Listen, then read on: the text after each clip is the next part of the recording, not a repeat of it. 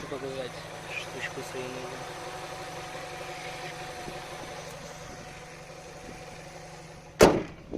А что сделать? Так же, как... Да, А, ты не будешь уезжать? буду.